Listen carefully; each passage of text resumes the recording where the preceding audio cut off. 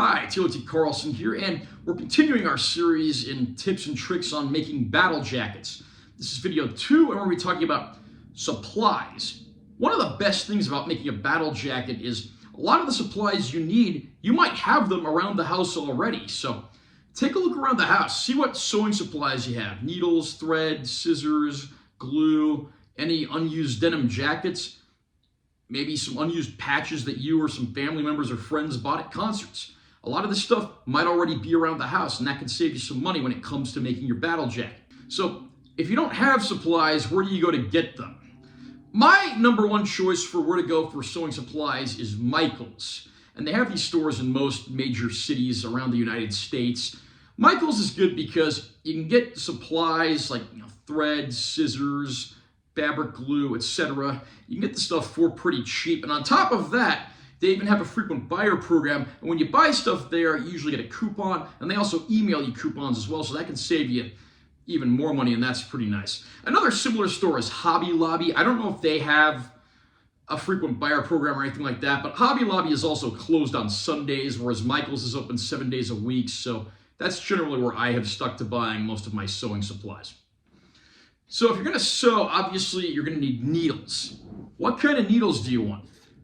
You want something that's average length. It's not too long, not too short, and it's pretty firm, sturdy, and strong. You also want something that has a nice big eye that you can put your thread through. If it's a little eye, getting the thread through there can be a royal pain, and that becomes very tiresome very quickly. So again, like I said, make sure they're very strong needles, because if you're sewing through a pretty thick sew-on patch, it might bend and destroy your needle. You want to make sure you got something that can stand up to that sort of punishment. Now, what about thread? There are a lot of different kinds of thread out there, but again, going back to me generally shopping at Michaels for my supplies, the main brand I've been buying is called Dual Duty. This is what Michaels has, and you can buy this for like $3 for one spool that's about 250 yards of thread. And that's pretty nice. When it comes to buying the thread, black is going to be the color that you use most often, and then white and red are probably the next most common. So I would definitely pick up one of each of those. If you want to buy a variety pack, that's also a good investment. Generally, you get way more colors, including some you might never use, but they generally give you smaller spools of thread in the variety pack. So even if you get a variety pack, I would still double up on black thread because it's what you'll use the most. Now, what about glue? A lot of people in the past like to use pins to hold their patches on jackets while they sewed them on, but I don't really like that because pins are just something else that can stab you. So fabric glue is a really good way to hold patches in place while you're making a jacket. And this is my preferred brand. It's called Liquid Stitch. You just put a little bit of this on the back of your patch, stick it to your jacket, let it sit for a while, and then that holds it in place while you go and sew it. Generally, you don't need to stick too much of this on there, and you can even use it later in the process for like reinforcing your stitches and patches. We'll get to that in a later video.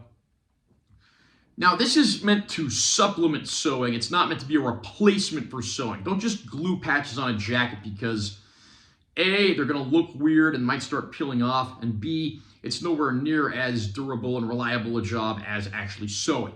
What about your scissors? You want a pair of fabric scissors that can cut denim.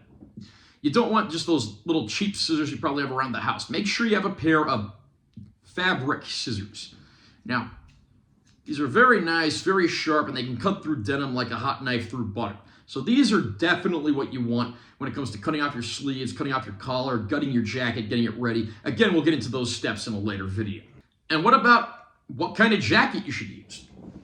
Now, ideally, you want just a single layer denim jacket. I don't really think there's any brand of jacket or denim that's better than any others. I mean, just a standard blue jean jacket is great. I've used black denim for some of my jackets, but this looks pretty good right here. It's a decent size, pretty much what you'd expect. And if you got one of those pairs of fabric scissors, you can usually cut through and the inner pockets and the collar and the sleeves pretty easily. Yeah, so. And then on the back here, you'll have a nice big canvas to start your jacket and probably even stick a back patch. If you are desperate for a jacket, you can't find one around the house that fits you, Amazon.com has in many colors that you can get for like $40 a piece, which Really isn't bad at all. You might also want to consider getting a jacket that's a size bigger because you want to future-proof your investment. I mean, after the pandemic, I came back to concerts and all my jackets were a lot smaller on me because I'd grown quite a bit. You don't really want to have a situation where you got your gut sticking out. I know a lot of people are actually into that. I'm not. I want people to be looking at my patches on my jacket, not my belly. So that's something to keep in mind. For instance, the shirts that I wear are XLs, so the jackets that I buy are mainly XXL. And that way I don't really have any mishaps like that, and people generally see the patches. I've also seen a lot of people go out and buy leather jackets to make battle jackets out of. I have never tried that myself. I imagine it would probably be a little more difficult to do, but I'm kind of avoiding that just because leather jackets tend to be a little thicker and more insulated, and particularly out here in Las Vegas where you have 100+ degree summers, that's not really going to be something that you're going to want to wear year round. So yeah, stick to single layer denim that doesn't have any insulation. And as usual with each of these videos, I will show off a few of my jackets I've made so far. First of all, I've got this one. This is my classic rock jacket. I call this the Bulsara after Farouk Bulsara, or as he was better known to the world, Freddie Mercury, lead singer of Queen. So here we got some nice patches, nice assortment of vintage and reproductions. A little bit of everything here. I mean, you got everything from Van Halen to Leonard Skinner to Cheap Trick, Beatles, Rolling Stones.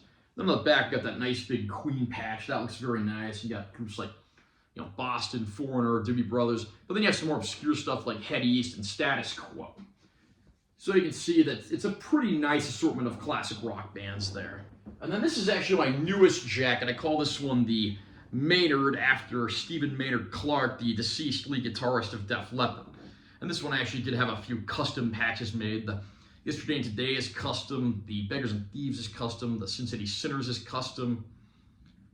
And then you can see just many designs here spanning a lot of different genres. This might be my most diverse jacket, for better or worse, but you can kind of get an idea of everything.